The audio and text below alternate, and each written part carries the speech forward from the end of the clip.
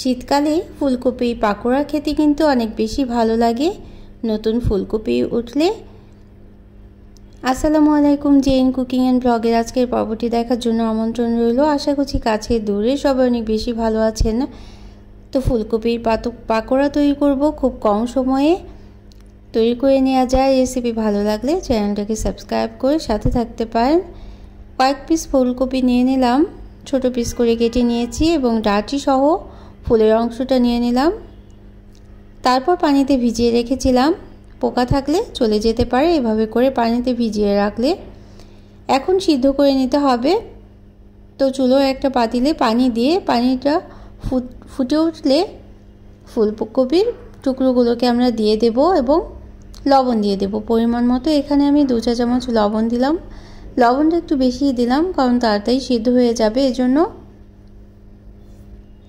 2 থেকে 3 মিনিট নেড়ে নেওয়ার পর ফুলকপিগুলোকে আমরা উঠিয়ে নেব, স্ট্রেন করে নেব। খুব বেশি সময় সিদ্ধ করলে গলে যেতে পারে, সেক্ষেত্রে কিন্তু পাকোড়াটা ভালো হবে না তৈরি। আবার কম সময় তৈরি করলে দেখা যাবে যে সিদ্ধ হয়নি। এই জন্য 4 থেকে 5 মিনিট পানির মধ্যে যদি রাখা যায় তাহলে কিন্তু খুব সুন্দরভাবে সিদ্ধ হয়ে যাবে। তো স্ট্রেন করে উঠিয়ে নিলাম, পানিটা ঝরিয়ে রাখতে হবে।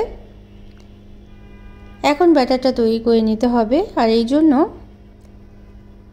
এখানে আধা কাপ পরিমাণ চালের গুঁড়ো নিয়েছি এবং কোয়ার্টার কাপ পরিমাণ ময়দা নিয়েছি। তো ময়দার চালের গুঁড়োর পরিবর্তে বেসন নিয়ে যেতে পারে। আর মশলা হিসেবে 1 চা চামচ পরিমাণ শুকনো মরিচের গুঁড়ো নিলাম এবং আধা চা চামচ জিরে গুঁড়ো, আধা চা চামচ ধনে গুঁড়ো এবং আধা চা চামচ চাট মশলা নিয়ে পরিমাণ মতো লবণ দিয়ে মিশিয়ে নিতে হবে প্রথমে শুকনো উপকরণগুলোকে। তারপর অল্প অল্প পানি দিয়ে ব্যাটারটা তৈরি করে নিতে হবে। না বেশি ঘন না বেশি পাতলা, ঠিক এরকমই ব্যাটারটা তৈরি করে নিতে হবে। খুব বেশি পাতলা হলে ফুলকপিগুলো কোট হতে চাইবে না এবং খুব বেশি ঘন হয়ে গেলে পাকোড়াটা কিন্তু মুচমুচে হবে না। এই বিষয়গুলো কিন্তু খেয়াল করতে হবে, তাহলেই কিন্তু মুচমুচে পাকোড়াটা তৈরি করে নেওয়া যাবে। খুব কম সময়ের মধ্যে তৈরি করা যায়। শীতকালে ফুলকপিগুলো কিন্তু খুব বেশি সতেজ থাকে। এই ফুলকপি দিয়ে পাকোড়া তৈরি করে খেলে অনেক বেশি ভালো লাগে। আর অনেকেই ফুলকপির পাকোড়াটা খেতে পারে না, গন্ধ থাকে এই জন্য। তো যদি প্রথম দিকে এইভাবে সিদ্ধ করে নেন তাহলে কিন্তু কোনো গন্ধ থাকবে না। তো এখানে আধা চা চামচ সাদা তিল এবং ধনেপাতা কুচিও দিয়ে দিলাম। তারপর সিদ্ধ করে রাখা ফুলকপিগুলোকে ব্যাটারের মধ্যে দিয়ে দিতে হবে এবং ব্যাটারটা ভালোভাবে কোট করে নিতে হবে। ব্যাটার দিয়ে ফুলকপির অংশগুলোকে খুব ভালোভাবে কোট করে নিতে হবে।